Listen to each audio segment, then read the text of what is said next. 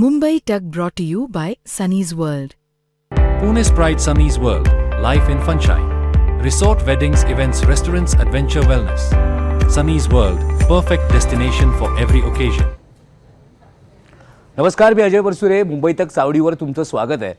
कसं आहे की मराठी सिनेसृष्टीत असेल किंवा हिंदी सिनेसृष्टीत असेल, समलैंगिकतेवरती याआधीसुद्धा काही चित्रपट आलेत, काही विषय आलेत, काही पुसटसे विषय आलेले आहेत, काही पुसटची चर्चा झालेली आहे. मात्र लिंगबदल याच्यावरतीच कथा केंद्रित करून त्याचीच कथा पूर्ण एक केंद्रस्थानी ठेवून एक सिनेमा मराठी सिनेसृष्टीत येतोय किंवा मराठी पडद्यावरती येतोय, हे फार धाडसाचं एक घटना आहे. आणि ही घटना घडली ती कारण पहिल्यांदा लक्षात आली ती म्हणजे पुणे इंटरनॅशनल फिल्म फेस्टिवलमध्ये. कारण पीफमध्ये बाप्या या सिनेमाला सर्वोत्कृष्ट मराठी सिनेमाचा अवॉर्डसुद्धा मिळाला. आणि हा सिनेमा येत्या 15 मेला थिएटर्समध्ये येतोय.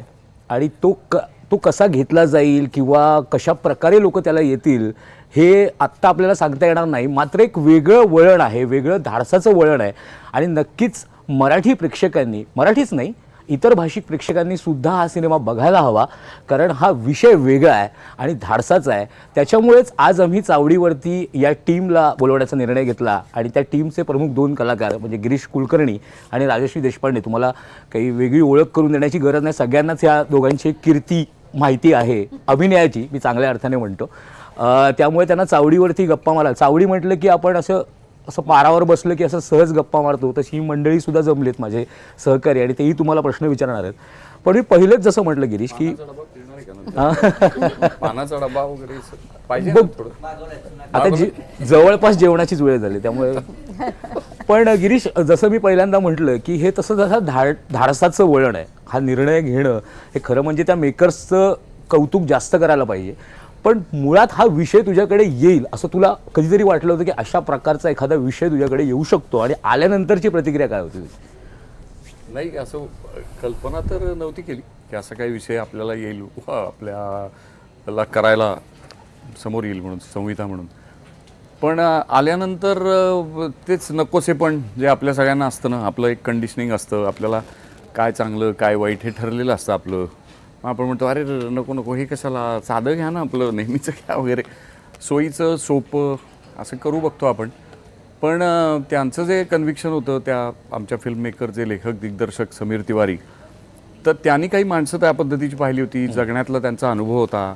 आणि त्यांना असं वाटत होतं की आपण का नाही आपलं म्हणू शकत सगळ्या माणसांना, ह्या काय हरकत आहे, त्यांचे प्रश्न आहेत, त्यांची ते उत्तर काढतायत तर काढतायत की त्यांना नंतर समाजात घ्यायला काय अडचण काय तुम्हाला? आत्ता अगोदर पहिल्यांदा एक स्त्री होती, ती पुरुष झाली समजा, तर तुमचा कुठे काय प्रॉब्लेम झाला, म्हणजे तुम्हाला अडचण कशाची आहे अशा अर्थाने. तर हे सगळं सुरुवातीला खूपच जड म्हणजे वाटलं होतं. पण नंतर कालांतराने त्या संहितेवर काम करत गेलो, ती माणसं, तो विषय, त्याबद्दल जास्त माहिती आणि समजूत पटवत गेलो. आणि मग करता करता थोडंसं मनाचं मोठेपण आलं आणि मग म्हटलं करूया हा सिनेमा. कारण हा जरी मुख्य काय म्हणूया त्याच्यामध्ये एक ती लिंगबदल शस्त्रक्रिया असा एक भाग असला तरी त्यावरती चित्रपट नाही आहे. हा चित्रपट त्या पात्राचा आहे की ज्यांनी त्याच्या आयुष्यामध्ये त्या पात्रांनी ह्या पद्धतीचा एक उंच सखलपणा म्हणजे टर्मोईल ज्याला म्हणता येईल तसा तो अनुभवलेला आहे किंवा आलं त्याच्या आयुष्यात. आणि तो देह जो आहे तो अस्वस्थ करतोय, त्रास देतोय, तो बदलायला हवा असं वाटतं आहे. आणि हे असं काही सगळ्यांच्या वाट्याला येत नाही, तर ते नेमकं त्या पात्राच्या वाट्याला आले आणि त्या पात्रांनी त्याच्यावर धाडसाने निर्णय घेऊन काहीतरी काम केले. असा हा गोष्ट रूपाचा भाग आहे. ते करणं ह्याच्यावर फोकस नाही आहे, पण ते केल्याने होतं काय, प्रतिक्रिया काय होतात. समाज आपला कुठलंही वेगळेपण लवकर स्वीकारत नाही, त्याची एक स्थिती स्थापकत्व असतं, इनर्शिया असतो. आणि ते म्हणतात की नाही बुवा, हे आमच्या परंपरेत बसत नाही, हे आमच्या ह्याच्यात शास्त्रात बसत नाही, हे आमच्या लोकरीतीत बसत नाही, काय 50 कारणं देतात आणि माणसं मोठं मन करत नाही. तर ते करावं यासाठी नेहमीच म्हणजे कलेकडनं एखादं पाऊल उचललं जातं, आपण दिशा दाखवतो. तशा अर्थाचं हे मला एकूण तशा अर्थाचं हे प्रोजेक्ट किंवा ही कलाकृती वाटते. आणि ते समीर तिवारींनी फार मन लावून केलं आणि त्यामुळे त्याच्यामध्ये त्या अर्थाने असं सनसनाटी काही नाही, खूप माणसांची गोष्ट आहे, साध्या माणसांची आणि माणुसकीनं सांगितलेली अशी अशी एक गोष्ट आहे. राजेशजी, कितीही काही झालं तरी कलाकार हा नेहमी स्वार्थी असतो भूमिकेबाबत, की बाबा आपल्या लांबीची किती लांबीची भूमिका आहे, कशी आहे, वेगळी आहे का. आणि यात तर तुला गिरीश असून सुद्धा बॅटिंग करायला जास्त मिळालेली आहे. त्यामुळे तुला ही भूमिका मिळाल्यानंतर तर तुला स्वतःचंच कौतुक वाटत असणार की अरे ह्याच्यात तर करण्यासारखं भरपूर काही गोष्टी आहेत. प्लस तुझ्या सामाजिक जाणीवा इतक्या तीव्र आहेत किंवा तू जितकं काम करतेस त्याच्यामध्ये, ह्या सगळ्या गोष्टी असताना या विषयाबद्दल तुला आधी माहिती होतं का, की तू नॉलेज करून घेतलंस, की कशी प्रोसेस होती ती मुळात? मला ऑफकोर्स माहिती होतं, कारण आपण समाजाचा भाग आहोत आणि हे समाजातलीच लोक आहेत, त्यामुळे ते आपल्या आजूबाजूलाच आहेत. काही ओपनली याबद्दल बोलतात, काही लोक त्यांना नाही बोलायचं आहे ओपनली, त्यामुळे ते ओपनली माहिती नाही आहेत लोकांना की ते त्याच्या थ्रू जात आहेत म्हणून. पण मला माहिती होतं बिकॉज मी ऑलरेडी कशिशची पण भाग आहे, कशिश फिल्म फेस्टिवलची, किंवा माझे बरेच आणखीन आर्टमधले मित्रमैत्रिणी आहेत ते आहेत, तर त्यांच्याबरोबर मी खूप वेळ घालवला आहे आणि त्यामुळे ते बेसिक एज्युकेशन मला ऑलरेडी होतं. पण ट्रान्स मेनबद्दल, कारण बऱ्याच वेळा एक पुरुष स्त्री झालेले बरेच असे आहेत आणि आज ते थोडं नॉर्मलाइज झालेलं आहे, बऱ्याच लोकांना माहिती आहे, कारण बऱ्याच वेळा ते ऑफिसमध्ये पण काम करतात किंवा बाहेर पण दिसत आहेत. किन्नर बऱ्यापैकी आपल्या इथे आहेत, ड्रॅग आर्टिस्ट आहेत, पण ट्रान्स मेन आणखीनही माहिती नाही आहेत. म्हणजे मी जेव्हा रिसर्च करत होते तेव्हा त्यांनी म्हणजे त्या पद्धतीने होतं की बरेच आहेत जे तुम्हाला कळणारही नाही की ते ट्रान्समॅन आहेत म्हणून. ते काम करतायत, कॉर्पोरेटमध्ये आहेत, डॉक्टर्स आहेत, वेगवेगळ्या क्षेत्रामध्ये आहेत, पण ते आणखीनही ओपनअप झालेले नाही आहेत. तर मला तो एक प्रवास जाणून घ्यायचा होता, कारण ऑफकोर्स माहिती आपल्याला की ट्रान्झिशन आहे, आपण गुगल करू सगळ्या गोष्टी कळेल, पण एक हार्मोनल चेंजेसमध्ये एक ती त्यावेळेस कसं काय काय होतं ते सगळं समजून घेण्यासाठी मी बऱ्याच ट्रान्समॅनला माझ्या या प्रोसेसमध्ये इन्व्हॉल्व केलं, समजून घेतलं की ते टेस्टोस्टेरॉनचे जे पूर्ण इंजेक्शन्स असतात त्याने काय होतं, कसं काय हे होतं. पण ऑफकोर्स जसं गिरीशने सांगितलं की हा फक्त एक ट्रान्झिशनचा एक तो हे नाही आहे, टेक्निकली तो दाखवलेला बऱ्याच गोष्टी नाही आहेत, पण it's a story about a family, की लहानपणापासून एक मुलगी आहे एका छोट्या गावामधली आणि तिला असं जाणवतंय की मला माझं जे शरीर आहे त्यामध्ये मला मोकळे पण नाही वाटत आहे. आणि यापासून अशा याच्यातून ती वाढलेली आहे आणि मग काय काय होतं, मग कसे तिचे आजूबाजूचे लोक कसे बिहेव करतात. हा ॲक्च्युली सिनेमा त्यांचा आहे की आजूबाजूला जे लोक आहेत, फॅमिली, भाऊ, मित्र, मैत्रिणी, आई वडील, आजी, हे सगळे कसे बघतात, ती सोसायटी कशी बघतीये, तो बाप्या आहे. तो हा सिनेमा त्या फॅमिली याच्यामध्ये आहे. त्यामुळे ती जी एक जडणघडण असते, तो जो एक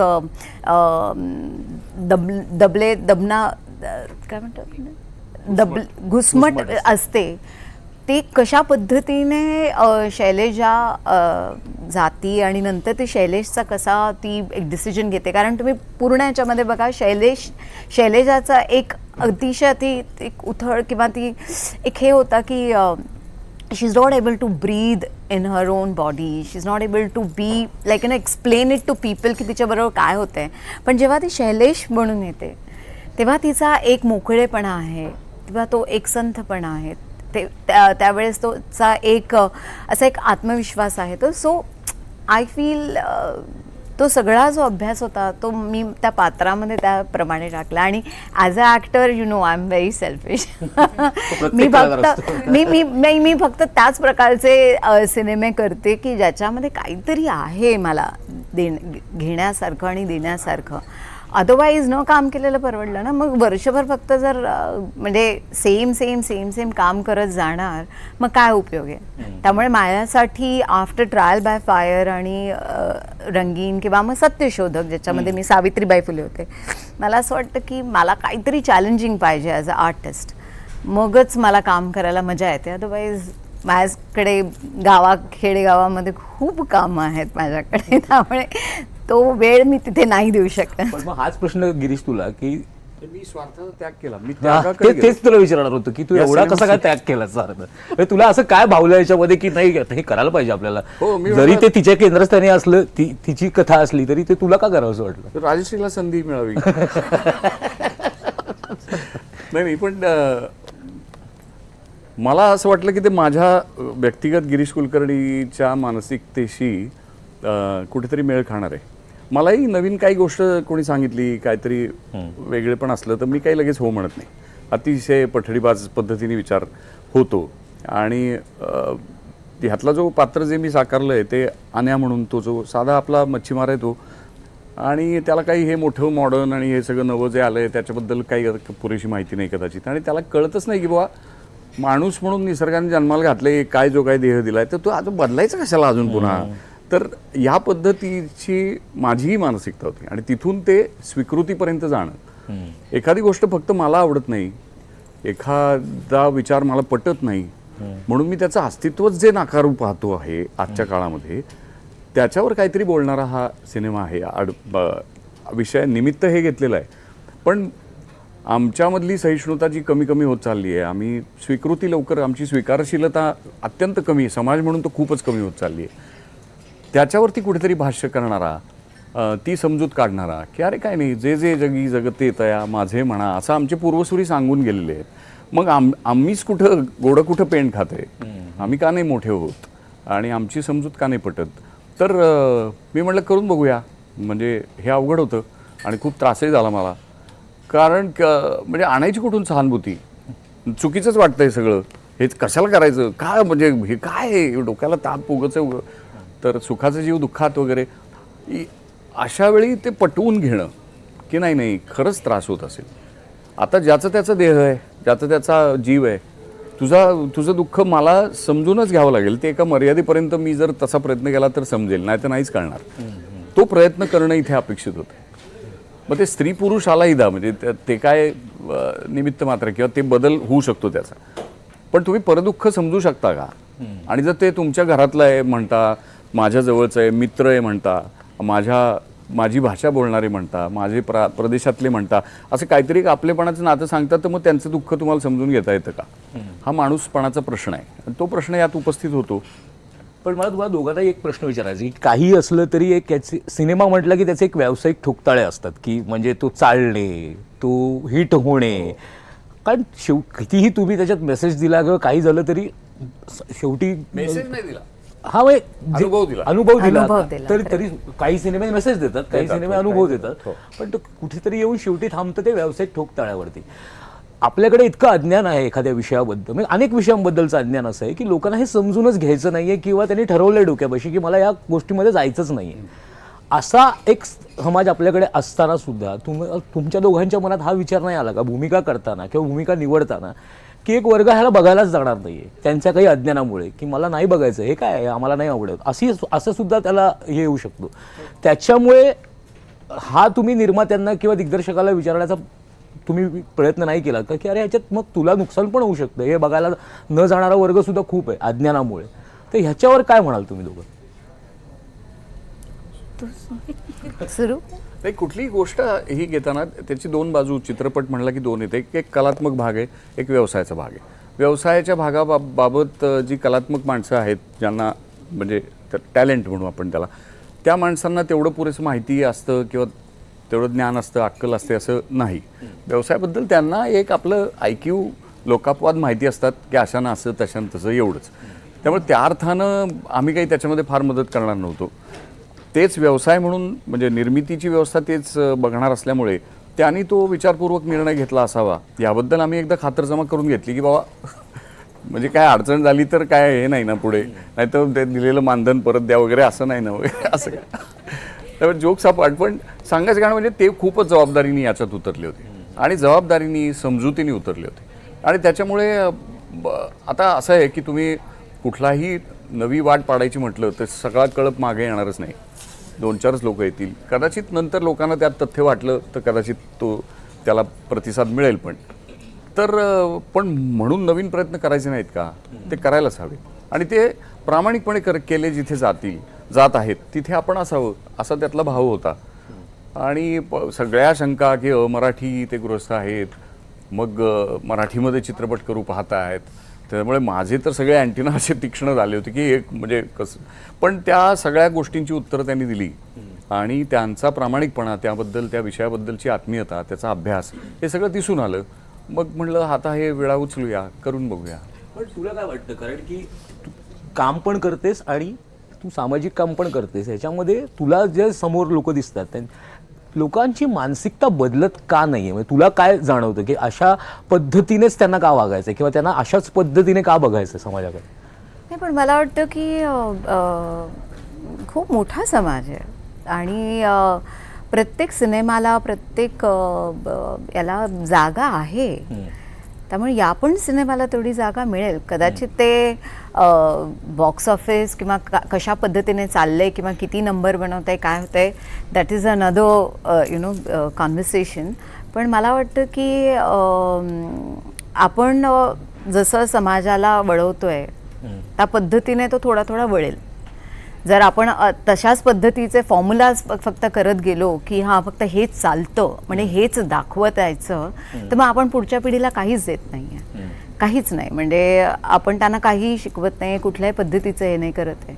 त्यामुळे आपल्याला नवीन नवीन प्रयोग करत राहावेच लागणार आणि असा एक अशी एक दिशा तयार करावी लागणार ज्याच्याने आपली पुढची जी पिढी येणार आहे ती त्यांना काहीतरी एक दिशा मिळेल. अदरवाईज तर विल बी डूम्ड ना व्हेरी फास्ट. मला असं वाटतं. पण एकूण काय आहे की ज्याला आशय निर्मिती, कंटेंट क्रिएशनच्या बाबतीत बोलू जाता, तिथे अपेक्षित काय आहे की आम्ही एक चांगला संवाद करू इच्छितो.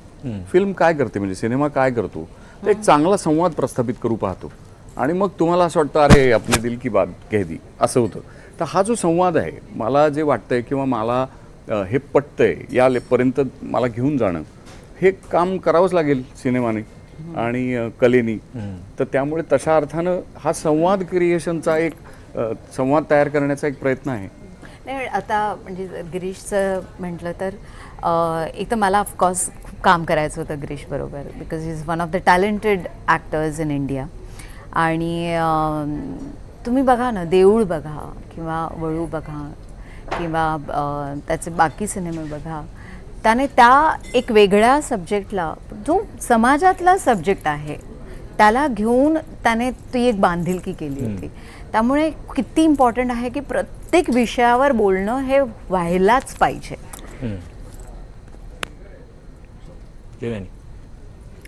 रिसेंटली एक ट्रान्सजेंडर पर्सन्स अमेंडमेंट बिल आलं होतं लोकसभा आणि राज्यसभामध्ये, तुम्ही बघितलंच असेल. तर त्याच्यामध्ये त्यांनी सेल्फ आयडेंटिफिकेशन हा क्लॉजच काढून टाकला आहे. सो जे लोक जे बेसिकली सर्जरी करू शकत नाहीत आणि स्वतःचं जेंडर, असाइन्ड जेंडर चेंज करू शकत नाहीत, आता त्यांना ओळखच नाही आहे. म्हणजे ते जर इम्प्लिमेंट झालं तर तुम्हाला असं वाटतं का की आपल्या समाजामध्ये ऑलरेडी जिथे ह्या LGBT खूप मोठी कम्युनिटी आहे आणि त्याच्यात खूप व्हेरिएशन्स आहेत, सो ज्या कम्युनिटीला आपल्याकडे ऑलरेडी कमी रिप्रेझेंटेशन आहे, याच्यामुळे ते आणखीन एकतर कमी होईल, हा पहिला भाग की तुम्हाला असं वाटतंय का? आणि दुसरा भाग हा की कलाक्षेत्रात सुद्धा किंवा सिनेमाज असतील, सिरीज असतील, याच्यामध्ये तर काही प्रमाणात हे सुरू झालं आहे की LGBTQ बोललं जातं, पण अजूनही मराठी माध्यमात स्पेशली हे आणखीनही रेप्रेझेंटेशन अजूनही खूप कमी आहे, असं वाटतंय का तुम्हाला? आणि त्याचा इम्पॅक्ट होऊ शकेल का ॲज अ सोसायटी जर आणखीन आपण मूवीज आणि सिरीजमधनं हे सगळं दाखवलं तर? दोघांना पण. आपण पहिल्यांदा एक कायद्याविषयी तू जे म्हणालीस, तर कायद्याबद्दलचं काही मला ज्ञान नाही, त्यामुळे त्याबद्दल मी न बोललेलं बरं. पण एकूण म्हणजे कायदा एका परीने काय करतो, समाजाची व्यवस्था लावू पाहतो, बरोबर. तर तशा अर्थानं आम्ही ती व्यवस्था लावत असताना काही लोकांना गणलंच नाही आहे, आमच्या यादीतच घेत नाही आम्ही, असं करतो का? तर काही त्याला पूर्वपीठिका नाही. आणि ह्याच्या बाबतीत हे LGBTQ ह्या आता तरी याला एक नामाभिधान झालं देशाप्रदेशात आणि मग ते एक प्रस्थापन त्याचं थोडं तरी झालं. त्या व्यतिरिक्त सुद्धा काही माणसं आहेत ना की जी निखळ एखाद्या विशिष्ट विचाराची ती माणसं आहेत म्हणूनही आम्ही त्यांना नाकारतो. सो हा भेदाभेद करण्याचा जो प्रकार आहे तो आमच्या समाजामध्ये आहेच आणि त्याच्यावरती वेगवेगळ्या पद्धतीने माणसं काम करत असतात. तुम्ही मंडळी काम करता, कलाकार मंडळी काम करतात, अगदी राजकीय व्यवस्थासुद्धा काम करत असते कायदेविधे करणं वगैरे या माध्यमातून. सो ही घुसळण आणि हे सगळं जनांचा प्रवाह हो चालला तसं ते आम्ही पुढे जाताना काही गोष्टी चुकीच्या दुरुस्त करत करत जाणं अपेक्षित आहेच आहे. पण त्याच्यातनं जर काही विपरीत घडत असेल तर त्याच्याबद्दल जाणकारांनी डेफिनेटली काहीतरी विचार करायला हवा आणि असं सर्वसमावेशक शक्य तेवढं तशा पद्धतीची दृष्टी समाजाला देता ज्यातनं येईल अशा पद्धतीचं सगळं केलं जावं. मग कायदे असतील किंवा चित्रपटही असतील असं मला वाटतं. Sorry. So angry, I reject it completely. किती चुकीचं आहे हे, बापरे. म्हणजे कसं ना, म्हणजे अशा समाजामध्ये आपण आहोत सध्या की तुम्ही गावाखेडेगावामध्ये जा बघा, अरे पाणी नाही, शाळा नाही, हेल्थकेअर नाही, आणि इतक्या सगळ्या गोष्टी, बेसिक गोष्टी नाही आहेत, बेसिक अवेअरनेस नाही आहे. इमॅजिन त्याच्या बिलमध्ये तुम्ही बघितलं असेल तर बऱ्याच अशा गोष्टी आहेत. कसं करणार, कसं तुम्ही आयडेंटिफाय करणार, काय किती ऑलरेडी बायकांच्या याच्यामध्ये ऑलरेडी इतके त्रास आहेत ज्याच्यावर म्हणजे त्याच्यावर काम केलेलं नाही आहे. इमॅजिन त्यांना त्या पद्धतीने तुम्ही आयडेंटिफाय करणार, कसं कसं मॅनेज करणार. It's so sad. म्हणजे मी खरं सांगू, त्या दिवशी जेव्हा आलं होतं ना तेव्हा I was like so heartbroken. माझे बरेच जे मित्र मैत्रिणी आहेत, trans men and trans women, आणि ते सो मला असं झालं होतं की अरे किती ना, म्हणजे माझ्या एका मित्राने त्याने मला हे केलं की आमची आयडेंटिटी जाणारच एक दिवस आणि ही सुरुवात झालेली आहे. आणि आय फील सो बॅड की यू नो, म्हणून मी म्हणते ना की हा सिनेमा का इम्पॉर्टंट आहे आणि असे कॉन्व्हर्सेशन का इम्पॉर्टंट आहेत. कारण हे खूप गरजेचं आहे आत्ताच्या समाजामध्ये की त्यांचा देह आहे, त्यांची मर्जी आहे, आणि याच्यावर आणखीन जास्त काम करायला पाहिजे एज्युकेशन स्पेसमध्ये, जॉब्समध्ये. कारण आजही तुम्ही बघा ना की कितीतरी असे मुली आहेत जे आत्ताही खुलून बोलू शकत नाहीत शाळेमध्ये, कारण अवेअरनेसच नाही आहे, इतका टॅबू आहे. घरामध्ये नाही बोलू शकत, कॉलेजमध्ये नाही बोलू शकत. त्यांना तुम्ही आज बघा ना की आजही टॉयलेट्स, वॉशरूम्स नाही आहेत त्यांच्यासाठी. मेडिकल सिस्टीममध्ये आहेत, तुम्ही बघा काही काही पॉलिसीमध्ये किंवा काही याच्यामध्ये लिहिलेलं आहे पण इम्प्लिमेंट नाही झालेलं आहे. बऱ्याच अशा गोष्टी जर तुम्ही लिहून ठेवणार, इम्प्लिमेंटच नाही होणार ऑन ग्राउंड. जसं म्हटलेलं आहे की प्रत्येक गावामध्ये शाळा आणि हेल्थकेअर असायला पाहिजे, पण इम्प्लिमेंट नाही झालेलं. असं आता याच्यामध्ये एवढं काही तुम्ही म्हणताय, इम्प्लिमेंटेशन कसं करणार, किती अवेअरनेस लागेल. आणि सिनेमा जसं तू म्हणतीये, इट्स अनफॉर्च्युनेट की सिनेमाने सुद्धा त्याला बऱ्याच सिनेमामुळे ते वाईट दाखवलं गेलेलं आहे. म्हणजे इतकं कॅरिकेचर आणि इतक्या अशा पद्धतीने दाखवलेलं आहे की लोकांना कळणारही नाही की अरे एक माणूस कशा पद्धतीने जातोय, ते काय काय भोगताय त्यांच्या आयुष्यामध्ये. अदरवाईज ते इतकं डाग दाखवलं जातं की असं वाटतं की अरे नको, बघायलाच नको, अरे काय असं नको. तो एक मध्य आणखीनही सिनेमाने सुद्धा दाखवलेला नाही आहे. तुम्ही जसं म्हणाल की तुम्ही काही लोकांना भेटलात, सो अनेक ना अशा पण केसेस येतात की ज्या लोकांचं आयडेंटिटी, जेंडर आयडेंटिटी आणि सेक्शुअल ओरिएंटेशन, एक तर या दोन वेगळ्या गोष्टी आहेत, हेही आपल्याकडे लोकांना मोस्टली माहिती नसतं. पण जे असे लोक आहेत, अशा कोणाला तुम्ही भेटलात का ज्यांना व्हायलन्स कुठेतरी सहन करावा लागला किंवा त्यांच्या घरातनंच त्यांना सपोर्ट नव्हता, असं तुम्ही कोणाला भेटलात का? तुम्ही काय शेअर करू शकता का? मी ज्या ट्रान्समेन बरोबर बोलत होते ना, त्याने मला सांगितलं की कसं त्याच्या घरच्यांनीच त्याला फोर्स केलं की हिचं काहीतरी व्हायला पाहिजे, कारण हिला मुलं आवडत नाही. तर तिला तिच्या घरच्यांनीच तिला सांगितलं की कोणाला तरी बोलून की हिला हे करा म्हणून, you know, just have some relationship with her so she will feel like a woman. तिला एक बाई म्हणून तिला असं वाटेल की ती बाई आहे म्हणून. ती पळून आली आणि मग तिने मुंबईसारख्या शहरामध्ये राहून मग स्ट्रगल केला आणि मग नंतर ट्रान्झिशनला घेतला. कितीतरी असे आहेत, कितीतरी. आणि तुला सांगू इतके म्हणजे इतके कॉन्व्हर्सेशन झालेलं ना या बाबतीमध्ये, कारण मी बऱ्याच वर्षापासून कशिशच्या याच्यामध्ये असल्यामुळे माझे बरेच मित्र आणि आम्ही बऱ्याच अशा स्टोरीज ऐकल्या ना, इतकं हे ना. आता किन्नरमध्ये जे माझे खूप जवळची आहे, ती एका लॉ फर्ममध्ये रिसेप्शनिस्ट म्हणून लागली होती. ती जेव्हा पूर्ण याच्यामध्ये जायची व्यवस्थित साडी घालून, तिला इतका त्रास द्यायचे. शिक्षण घ्यायचं होतं, पोलीस बनायचं होतं, काहीच नाही करू शकली ती. कितीतरी असे माझे आणखीन मैत्रिणी आहेत, सखी आहेत, हू इज गोईंग थ्रू दिस. आणि इट इज सो डेंजरस. आणि मुलांना सुद्धा, एखाद्या मुलाला असं वाटते तर त्याच्या आई असे बरेच माझे आहेत ओळखीचे ज्यांनी सांगितलेलं आहे की I think his interests are very going somewhere wrong. I told him to join a gym. आणि मी म्हटलं हे सोल्युशन नाही आहे. त्यामुळे इतकं काम करावं लागणार आहे ना समाजामध्ये वेगवेगळ्या पद्धतीने. आणि अरे मला एकदम आठवलं मला, माय गॉड. तुला ज्या पद्धतीने आपण गिरीश सर तुमचे चित्रपट बघितला, आपण एखाद्या महत्त्वाच्या विषयावरती अधोरेखित असतात, देऊळ असेल, वळू असेल, आणि आत्ता जो तुम्ही चित्रपट आणत आहात तोही एक महत्त्वाचा विषय आहे.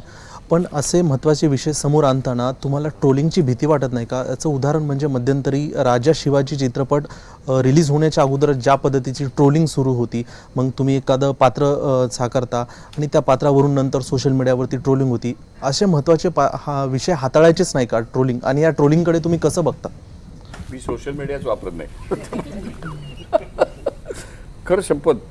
आणि म्हणजे साधी गोष्ट आहे की आता महात्मा फुलेंनी स्त्री शिक्षण सुरू केलं तर त्यांना शेण मारलं लोकांनी. हे काय होतं त्या काळचं ट्रोलिंगच होतं, होय की नाही? तुम्ही जर तुमच्या सत्सत विवेकाला स्मरून तुमचं जे काही सगळं जे काही आहे पूर्वपीठिका, वाडवडिलांनी दिलेलं ज्ञान, गुरुजनांनी सांगितलेलं, ह्या सगळ्याला स्मरून जर चांगला सत्सत विवेकाने एक माणूसपणाचा निर्णय घेणार असाल तर तुम्ही शांतपणाने करत राहा. आणि त्याच्यासाठी खूप लोकांना एकदम काहीतरी मी दिव्य करतोय आणि सगळंच बदलतोय असा अजिबात आविर्भाव नाही. मी काय म्हणलं की एक संवाद सुरू करण्याची एक सुरू म्हणजे काय पहिलं पाऊल आहे. सिनेमा तेवढंच करू शकतो. सिनेमा असा सगळा पूर्ण समाजच त्यांनी बदलून टाकला असं काही स्वप्न बघायचं कारण नाही. पण एक सुरुवात करावी लागते की ही पण दिशा आहे. आमच्या इथे भेदाभेद एवढे आहेत, म्हणजे खरं सांगायचं तर आम्ही कोणाचं ऐकतो तर गट मोठा असला, कळप मोठा असला, त्या कळपाने जोरात हांबरलं तर मग त्याचं ऐकू जातं व्यवस्थेला. कारण देश एवढा अकराळ मोठा आहे, त्याच्या व्यवस्था त्या पद्धतीच्या आहेत, लोकशाही आहे, त्यामुळे इथे निर्णय प्रक्रिया संथ चालते वगैरे वगैरे. मग ह्या समाजाच्या मनामध्ये तरी निदान सगळ्यांबद्दलची एक स्वीकारशीलता वाढवली तर बरं राहील. त्यामुळे तशा अर्थानं कोणालाच दुखावणारा सिनेमा नाही म्हटलं तर. कारण हा कुठल्याही धार्मिक पंथीय कुठल्या चालीरीतीशी संबंधित नाही. हा मनुष्य जन्मा म्हणून जो देह जन्माला येतो त्याच्या अंतर्गत काहीतरी एक काय केमिकल लोचा, टेक्निकल बिघाड, व्हॉटेवर तुम्हाला म्हणायचं असेल ते म्हणा तुम्ही, पण आंतरिक एक सत्य त्या माणसाचं त्याच्यापाशी आहे, त्याला तुम्ही किंमत द्याल का नाही? त्यामुळे तुम्ही असं पहा की समाजाला पुढे नेण्यामध्ये नेहमी एकांडी व्यक्तीच कोणीतरी असते. तिच्या ठाई तो विचार जन्माला येतो. मग कुठलाही शास्त्रातला असो, राजकारणातला असो, समाजकारणातला असो, कुठलाही असो, त्या माणसाला तेव्हा खूपच वेड्यात काढलं जातं. हे काय, ही मळलेली वाट सोडून तू कुठे चालला असं होतं. पण तरीसुद्धा ती माणसं कन्व्हिक्शनवाली जी असतात ती चालत राहतात आणि कालांतराने तुमच्या लक्षात येतं की नाही, मग समाजाला ते पटतं आणि म्हणतात की नाही हे बरं झालं. म्हणजे आज जेव्हा आमच्या सगळ्या आया बहिणी जेव्हा शिकतायत, मोठ्या होत आहेत, तर तेव्हा ते आपल्याला बरंच वाटते ना. मला एकच मुलगी आहे आता तिला व्यवस्थित शिकता येतं, तेव्हा मी तिला रोज सांगतो की तू रोज एकदा उठल्या सावित्रीबाई फुलेंची आठवण करा, त्यांच्यामुळे हे सगळं. तर सांगायचं कारण म्हणजे त्यांनी काय भोगलं आणि आता त्याचे फायदे आम्ही घेत असतो. अशी पहल करणारी लोक असतात, त्यांच्यावर टीका होते. आता तेवढे काही आम्ही योग्यतेचे नाही होत, त्यामुळे आमच्यावर एवढी टीका नाही होणार. पण त्याच्याकडे बघावं कसं, तर असं बघावं आणि सहानुभूतीने बघावं की बाबा त्याला नाहीच हे पटत. कारण त्याच्याशी संवाद चालू करू आणि मग म्हणू की बा तू चित्रपटाला येऊ नको, बरोबर, इथं सुरुवात करू. तुझ्या 4 मित्रांना सांग की हा चित्रपट बघू नका, मग तर झालं खुश. हां, पण आपण बोलूया. तू गड्या आपला आहेस, तुझा विचार आपल्याला पटत नाही आहे, पण तू माणूस म्हणून तू माझ्याबरोबरच आहेस आणि मला तुझ्याशी संवादी व्हायला आवडतं आणि ते मी करत राहीन. तू रिजेक्ट कर ना, होय की नाही. मी आपण होऊन स्वतः चित्रपट निर्माण करायचं मला कोणी सांगितलं आहे का? नाही. आम्ही तयार करतो आहोत चित्रपट आणि तो लोकांपुढे ठेवतो आहोत. आमची इच्छा आहे की लोकांनी येऊन बघावं. तर 4 लोक असे म्हणणारच आहेत ना की हे फालतू आहे काहीतरी, तुम्हाला नाही जमलेलं, आवडत नाही आम्हाला, हे कशाला करताय असं म्हणणार आहेत ना. तर ठीक आहे, हरकत नाही. पण त्यातली तळमळ जर त्यांच्या लक्षात आली, त्यातला प्रामाणिकपणा लक्षात आला, त्यातले कष्ट दिसले, तर कदाचित त्यांचा भाव बदलेल. ते म्हणतील की तुम्ही म्हणताय खरं पण आम्हाला पटत नाही हो. मग त्यातला जो विखार आहे तो कमी होईल आणि त्या अर्थाचं एक मिडल ग्राउंड, एक मध्यभूमी तयार करण्याचा प्रयत्न नेहमीच कलेनं करावा. नाहीतर मग काय होतं की दोघंही एडके 2 टक्करच मारतायत कायम. असं ते पोलरायझेशनचं सगळं जग आहे आत्ता सध्याचं. त्याच्यामध्ये काहीतरी एक मधलं मिडल ग्राउंड तयार करणं हे पण मला असं वाटतं सगळ्याच कंटेंट क्रिएटर्सचं काम आहे. तर त्याचा भाग म्हणून असं आहे. अजून एक प्रश्न आहे माझा. 10 ते 15 वर्षापूर्वी एक तुमचा चित्रपट होता देऊळ. अनेक वेगवेगळे उत्तम दर्जाचे अभिनेते, उत्कृष्ट संवाद आणि हे प्रेक्षकांना अजून हसवतात आणि तो महत्त्वाचा विषय. अशा आशयावरती तुमचा अजून एखादा चित्रपट भविष्यकाळात येणार आहे देऊळसारखा? तू भांडवल गोळा कर, आपण करू. बंद आहे.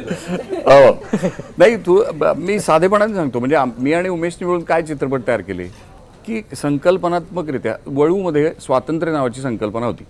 स्वातंत्र्य ही काय गोष्ट आहे? आमच्या घटनेने आम्हाला दिलं प्रत्येकाला. त्यांनी ते कसं एक्सरसाइज करायचे? समाजाला त्याचं स्वातंत्र्य, प्रत्येक व्यक्तीचं स्वातंत्र्य समाजाला खटकतं, बरोबर. पण समाज म्हणून समाजाला त्याचं स्वातंत्र्य हवं असतं. म्हणजे आमचा देश परकीयांच्या हातात नको, आमचा देश स्वतंत्र पाहिजे, बरोबर, असं आम्ही म्हणतो. पण व्यक्तीने ते स्वातंत्र्य घ्यायचा प्रयत्न केला, स्वतंत्रपणे विचार मांडायचा प्रयत्न केला, तर आम्ही समाज म्हणून म्हणतो तसं नाही चालायचं त्याच्यावरती. तर या स्वातंत्र्य संकल्पनेचा वळूमधनं काहीतरी करायचा प्रयत्न केला आणि मग समाज आरोपित करतो, खोटेनाटे आरोप करतो आणि त्याचं स्वातंत्र्य बांधून टाकतो, त्याला शेवटी दावं लावतो. विहीरमध्ये आम्ही मृत्यू ही संकल्पना शोधण्याचा प्रयत्न केला की काय आहे मृत्यू, याबद्दल केलं. देऊळमध्ये श्रद्धेचा विषय होता की श्रद्धा ही हा भाग काय नक्की, व कुठली श्रद्धा आणि अंधश्रद्धा काय वगैरे, ह्याच्याबद्दल एक एक्सप्लोरेशन होतं, शोध होता. आणि त्याच्यामध्ये कोणालाच वाईट म्हटलेलं नव्हतं, जे आहे ते दाखवायचा प्रयत्न होता. आणि त्याच्यामधनं तुम्हाला एक काय म्हणूया संवेदना द्यायचा प्रयत्न होता. चित्रपटाने अनुभव द्यावा, त्यांनी निरोप देऊ नये, त्यांनी संदेश तर अजिबात देऊ नये, त्यांनी एक अनुभव द्यावा, त्यांनी एक वेगळं वास्तव समोर उभं करून दाखवावं, ज्याच्यामध्ये कल्पनेचा पण थोडा भाग आहे की जे तुम्हाला नित्याचं वास्तव जे आहे त्याच्यामधनं एक फ्लाईट घेऊन तिकडे जाता येत नाही आहे समजा, तर मी एक चित्रपट घेऊन येतो की ज्याच्यामध्ये तो कल्पनेचा प्रदेश पण त्याच्यात गुंफलेला आहे आणि तुम्हाला ते कथानक मी ऐकवतो आणि मी म्हणतो की चला बरं आपण जरा थोडंसं आपलं उन्नयन करू, अशा अर्थाचा तो भाव असतो. तर तसा देऊळमध्ये ते होतं. गाभरीच्या पाऊसमध्ये शेतकरी आणि आत्महत्या हा काय नक्की विषय, त्याच्याबद्दलचं एक्सप्लोरेशन होतं. तर म्हणजे शेवटी कलाकार हे काहीतरी शोध घेत असतात. त्यांना एक जी अस्वस्थता असते ती सगळ्या गिव्हन परिस्थितीची असते की जे सध्याचं जे असतं वास्तव त्यांचं, त्याच्याबद्दल त्यांना त्रास होत असतो, काहीतरी नवं त्याच्यात पाहिजे असतं. आणि त्यासाठी म्हणून अशा पद्धतीने काय मांडणी करून कलाकृती केल्या जातात. तर नक्की आपण करू, प्रोव्हायडेड तू भांडवल आण. कारण प्रयोगशील विषयांना भांडवल मिळणं ही मोठी दुष्कर गोष्ट झाली आजकाल. कारण प्रस्थापित गोष्टींमध्येच पैसे आम्ही घालणार ना. कारण व्यवसायाची बाजू, यांनी जसा पहिलाच प्रश्न विचारला की सरते शेवटी चित्रपट चालला पाहिजे, त्यांनी पैसे आणले पाहिजेत वगैरे, तर व्यवसायाची बाजू हवी होते, म्हणजे जास्ती प्रभावी होते आणि कलेची बाजू दुय्यम होत जाते. आता हा मेळ साधण्याचा अथक प्रयत्न जगभरातले फिल्म मेकर्स करत असतात. काही यशस्वी होतात, काही पुढचा प्रयत्न करतात. अनुभव देण्याचं म्हणालास, हो. तो बरेच दिवसात काय अनुभव येत नाहीये तो उमेशचा आणि गिरीशचा अनुभव देण्याचा की प्रयत्न. भांडवल. नाही पण भांडवल एक भाग झाला, कथा आहे तयार. हो, ज्या कथा काय होतं की ज्या कथा आमचे समजा त्या देशातले साहित्यिक, फिल्ममेकर, कवी जे म्हणू पाहत आहेत ते समाज ऐकण्याच्या कदाचित म्हणजे त्यांची इच्छा ती नाही, किंवा भांडवलाला ते नको आहे आत्ता. आत्ता त्यांचं म्हणणं आहे की तुम्ही हे करा ना, ते करा ना, त्याला भांडवल देतो आम्ही तुम्हाला, त्याचं करा. पण मग आम्हाला तसं नाही ना करायचं. जे चाललंय, जे प्रस्थापित आहे, जे फॉर्म्युला आहे, जे अगदी निश्चित यशाची शिडी तुम्हाला चढवेल, ते नाही करायचं.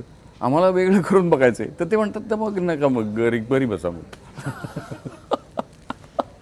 अशी गोष्ट. आणि तुमच्या टीमचं अभिनंदन की तुम्ही असा विषय निवडला की जिकडे पैसे मिळणार नाहीत. हल्ली जग सगळं पैशाच्या मागे. पण मला हे निर्मात्यांचं ते श्रेय पूर्ण निर्माते तुमच्या टीमचं, निर्माते आणि त्यांच्या टीमचं. पण माझा प्रश्न आहे की हे ॲक्सेप्टन्स कधी मिळणार आहे? म्हणजे दोन बाजू आहेत भारतामध्ये. तिसऱ्या जेंडरला किंवा महिलांना आणि पुरुषांना मतदानाचा अधिकार सारखा मिळाला. असंही नाही आहे की समाजाने रूढी परंपरा सोडल्या नाहीत, तर सोडल्या, सर्वच धर्मांनी सोडल्या. पण आता ज्या वेळेला अलीगडसारखा मूवी आला आणि त्या मूवीमध्ये मनोज वाजपेयीने जे पात्र केलं ते मराठी प्राध्यापकाचंच होतं. दुसरीकडे क्रिकेटर संजय बांगरचा मुलगा जेंडर ट्रान्सप्लांट करतो. तिसरीकडे रेल्वेमध्ये जे थर्ड जेंडर असतात त्यांना त्याच नजरेनं किंवा त्या चुकीच्या मानसिकतेने बघितलं जातं. असे अनेक उदाहरणं आपल्या समाजात मिळतील. मुद्दा मानसिकतेचा आहे. आपला सिव्हिल सोसायटीमधून फोर्स कमी होत चालला आहे बदलाचा, किंवा रूढी परंपरा पाळणारे लोक अजूनही घट्ट त्या मुळाशी आहेत. तिथे प्रॉब्लेम कुठे होतोय? आपण ती मानसिकता बदलून घेण्यात कमी पडतोय काय? त्याचा प्रयत्न कमी होत आहेत की अजूनही धर्म मार्तंड अजूनही तेवढे मजबूत आहेत? काय इंटरेस्टिंग प्रश्न आहे तुझा हा. खरोखर म्हणजे माणूस म्हणून प्रत्येक संवेदनशील माणसाला पडावा हा. तर तू जे तो शब्द वापरला ना, सिव्हिल सोसायटी म्हणून, तर एक समाज मन म्हणून की ज्याला सत्तेमध्ये काही रस नाही, रुची नाही, मला फक्त मिळालीच तर विचारसत्ता हवी आहे, पण ती सुद्धा स्वार्थासाठी नको. सगळ्यांनी एकत्र पुढे जाता यावं, सगळ्यांनी एकत्र पुढे जाता यावं याकरताच. म्हणजे गाडगे बाबाला सत्ता नको होती, पण गाडगे बाबाला सगळ्यांना मिळून स्वच्छतेचं एक महत्त्व हे करायचं होतं. ज्ञानेश्वराला कुठलीच सत्ता नको होती, पण जगाचं कल्याण व्हावं, जो जे वांछिलं तो ते लावं, यापर्यंत माणसांना घेऊन जायचं होतं. तर सांगायचं कारण म्हणजे तशा अर्थाचं एक विचार कलह समाजामध्ये व्हायला जागा आपण ठेवली पाहिजे. आणि समाज म्हणजे काय असतं? तू आणि मीच. तर आम्ही त्या पद्धतीची थोडीशी उदार मानसिकता दाखवली. आम्ही प्रत्येकामध्ये राजकारण जर नाही पाहिलं तर मला असं वाटतं माणसाच्या जवळ येतील आणि मग आम्ही एकमेकांशी भेटायला लागलो, बोलायला लागलो की मग आमच्याच विचारमंथनातनं असे नवे विचार येतील. म्हणजे तू जशी अतिशय राईटफुल उदाहरणं दिलीस की काही ठिकाणी स्वीकृती आलेली आहे. आता बऱ्याच गव्हर्नमेंटच्या शाखा प्रशाखांमध्ये या पद्धतीच्या मंडळींना नोकऱ्या पण मिळायला लागलेल्या आहेत. सो गती संथ आहे, पण पुढे त्या दिशेने प्रवास थोडा का होईना होतो आहे. तो जास्त गतिशील होण्यासाठी आम्ही जास्त मंथन वेगात करायला पाहिजे, तर ते लोणी लवकर येईल अशी परिस्थिती आहे. तुम्हाला असं वाटतं का की हे प्रयत्न आता काय धर्मावर ठेका ठेवणाऱ्या लोकांकडून अधिक व्हायला पाहिजे, सर्व धर्मातल्या, तर ते अधिक प्रभावी ठरेल असं वाटतं? मला नाही वाटत तसं. धर्मानं काही सांगितलं म्हणून समाजानं काही केलं असं फार म्हणजे ते राजकारण्यांच्या समजुतीसाठी ठीक आहे, पण समाज जो चालतो तो त्याच्या विवेकानी, त्याच्या एकत्रित विवेकानी आणि समजुतीनी, संवेदनशीलतेने चालतो.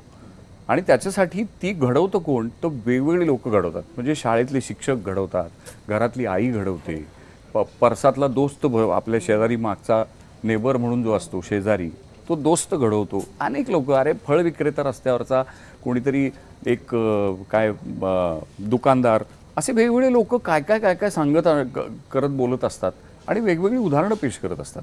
मग ते स्त्री पुरुष व्यवहाराबद्दल असतील, माणूस यांच्याबद्दलच्या व्यवहाराबद्दलचे असतील, तर अनेक लोक तुम्हाला लक्षात येतील की आपल्यापेक्षा खूप उदार मनोवृत्तीचा एक सहज दुकानदार दिसून जातो तुम्हाला, की तो म्हणतो चल तुझ्याकडे नाही पैसे, राहू दे, चल जा. अरे म्हणजे ह्या अर्थानं असं जे बारकं सगळं जे घडत असतं, या कणाकणाने एक काहीतरी घडतं असं मला वाटतं. आणि त्यामुळे आपण विश्वास ठेवला पाहिजे.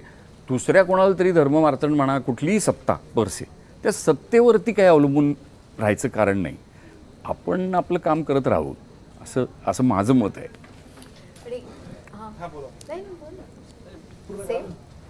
तेच अगदीच बरोबर म्हटलं की प्रत्येकाला काम करायला हवं.